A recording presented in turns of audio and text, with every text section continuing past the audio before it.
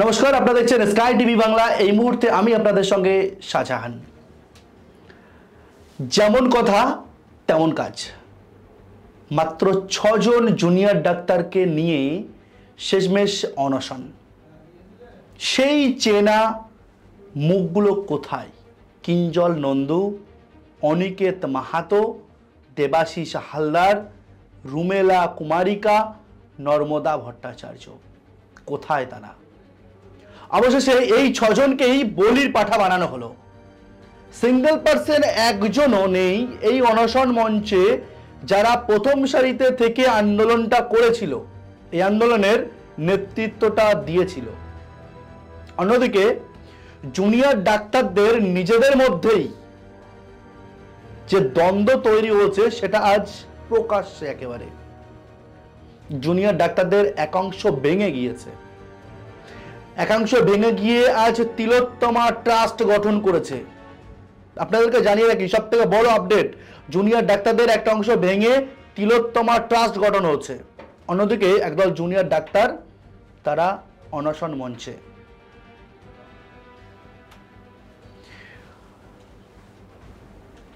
Senior doctor যারা ছিল তারা জুনিয়র ডাক্তারদেরকে না করছে, তাদেরকে বারণ করছে যে এই ধরনের আন্দোলন আর নয়, এই ধরনের আন্দোলন আর করা যাবে না।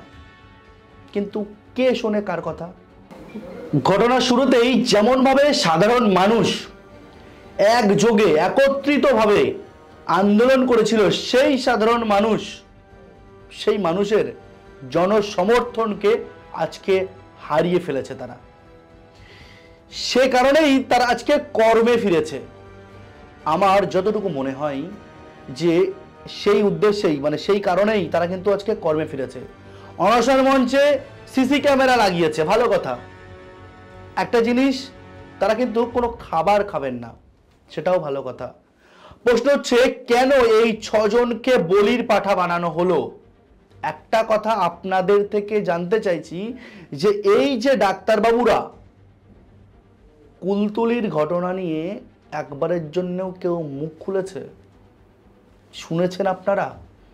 শোনেননি। তাহলে তাদের আসল উদ্দেশ্য কি? ব্যক্তি স্বার্থ চরিতার্থ, নাকি কোনো রাজনৈতিক ইন্ধন? আর কোন পথেই তাদের আন্দোলন, সেটা স্পষ্ট করা দরকার সাধারণ মানুষের সামনে। অন্যদিকে জুনিয়র ডাক্তারদের অন্য গোষ্ঠীর তিলোত্তমা ট্রাস্ট বোর্ড গঠন করেছে।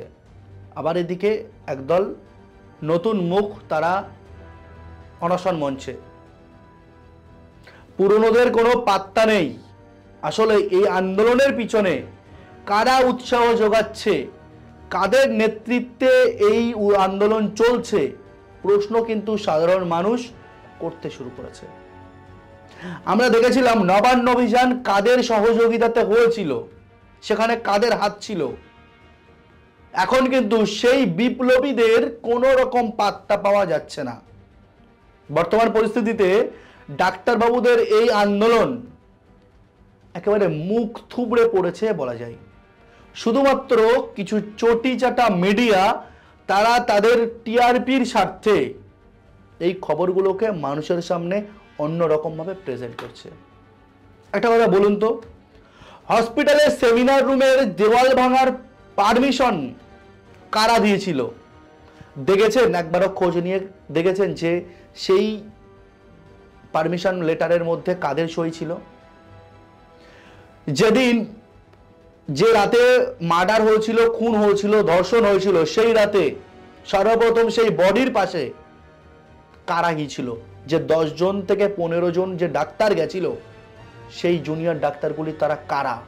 কোথায় তারা? একটা জিনিস আপনাদেরকে বলবো, মর্গে ডাক্তারদের, জুনিয়র এবং সিনিয়র ডাক্তারদের উপস্থিতিতেই লাশ কাটা হয়েছিল। তাহলে তার দায় কি সেই ডাক্তাররা এড়িয়ে যেতে পারেন? তারা বলছে তার দায় আমাদের নয়। এই সমস্ত বিষয়গুলোই কিন্তু তারা অ্যাভয়েড করছে, তারা কিন্তু এড়িয়ে যাচ্ছে। আর সে কারণেই কিন্তু তারা সর্বোপরি সাধারণ মানুষের কিন্তু জনসমর্থন কিন্তু তারা হারিয়ে ফেলছেন।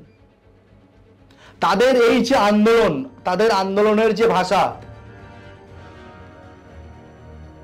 তারা একদিকে যেমন তাদের জিবি মিটিং চালাচ্ছে, একদিকে তাদের ধর্ণা, তাদের অবস্থান, তাদের আজকের ডেটে দাঁড়িয়ে তাদের আমরণ অনশন, এই বিষয়গুলো কিন্তু সাধারণ মানুষ আর ভালো চোখে নিচ্ছে না। তারা এ বিষয়ে আমরা কথা বলেছিলাম একজন বিশিষ্ট প্রতিবাদী মুখ লেখক মানিক ফকিরের সঙ্গে। কি বললেন তিনি শোনাবো আপনাদের। ডাক্তার হয় কি করে? কার বাবার টাকায় নোংরামি হচ্ছে, নোংরামি হচ্ছে।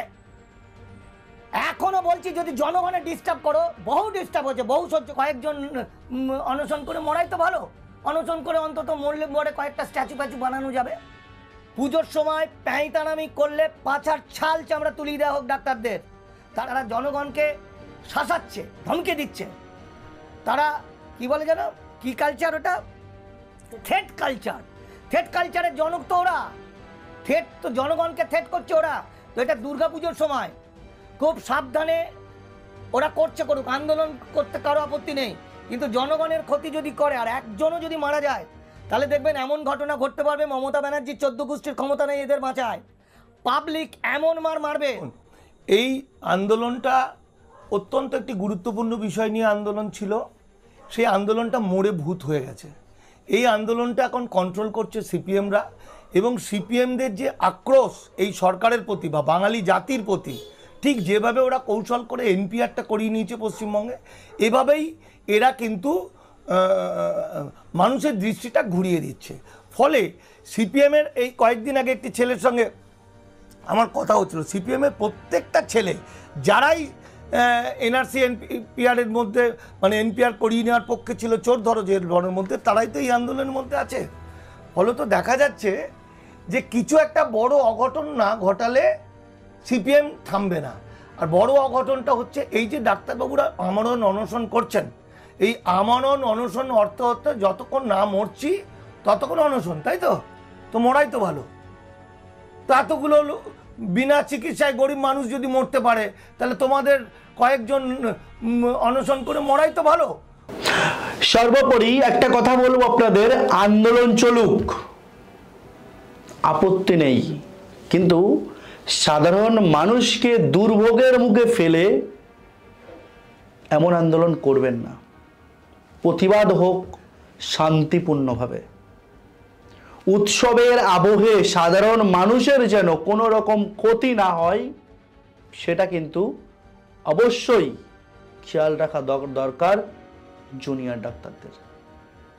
ধন্যবাদ।